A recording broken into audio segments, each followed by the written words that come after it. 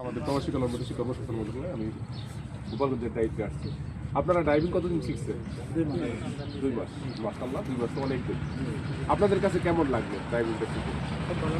যে আমাদের কাছে খুব ভালো লাগছে। এটা খুব একটা ভালো উদ্যোগ।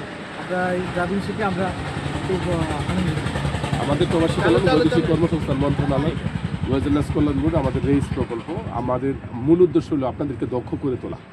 আমরা যদি আপনাদেরকে দক্ষ করে তুলতে পারি তাহলে মনে করেন আমরা রাস্তায় যদি ছেড়ে দিতে আপনারা ঠিকই কিছু একটা করতে পারবেন, তাই না? আমাদের মূল উদ্দেশ্য হলো আপনারা যাতে কর্মমুখী হতে পারেন।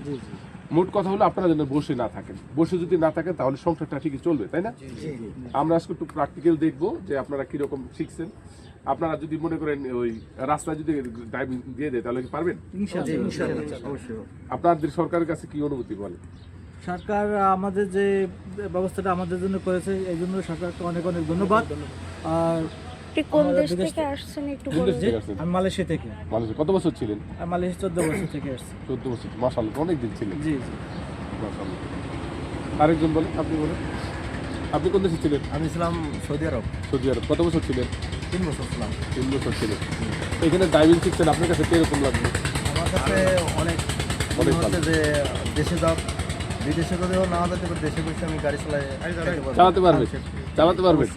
এই সাহসটা হয়েছে? ইনশাআল্লাহ। আলহামদুলিল্লাহ, আলহামদুলিল্লাহ, এটাই আমাদের দরকার ছিল। আমাদের তো খুব সুন্দর করে শিখাইছে, আমরা সবাই পারি চালাইতে ইনশাআল্লাহ। আলহামদুলিল্লাহ, রোডে আমাদের শিখাইছে, অসংখ্য ভিতরে ধন্যবাদ। আমাদের খুব দক্ষভাবে গাড়ি আমাদের যে মিজান স্যার আমাদের খুব দক্ষভাবে খুব শিখাইছে এবং আমরা সবাই চালাইতে পারবো এটুকু আমরা আশা বলতে করি। পারি। জি। মাশাআল্লাহ। এবং কোনো প্রতিষ্ঠানে চাকরি করতে গেলে এতটুকু দক্ষতা আমাদের অর্জন হয়েছে, যদি কোনো প্রতিষ্ঠানে যাই আমরা ভালোভাবে আমরা এটা করতে পারবো।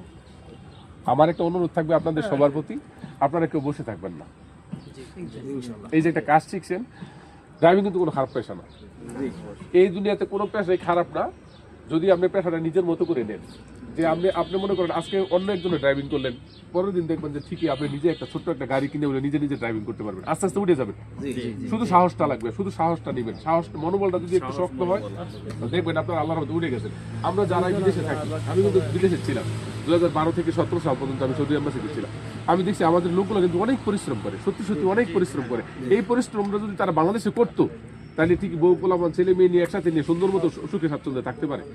আপনাদের কাছে রিকোয়েস্ট থাকবে, আপনারা কেউ বসে থাকবেন না। আল্লাহর মধ্যে সবাই কাজ জানেন, এখন কাজ জানেন, এই কাজটাও যদি করেন আল্লাহর মধ্যে কিচ্ছু হবে না। সবচেয়ে বড় কথা কি, যারা দক্ষ হয়ে যদি কাজ করা যায়, মানে আপনি এই ড্রাইভিং পেশায় দক্ষ, এখন কিন্তু এই কাজ করলে আপনি সহজে আল্লাহর মধ্যে ফেল করবেন না, আল্লাহর মধ্যে সাকসেসের মধ্যে দেখবেন।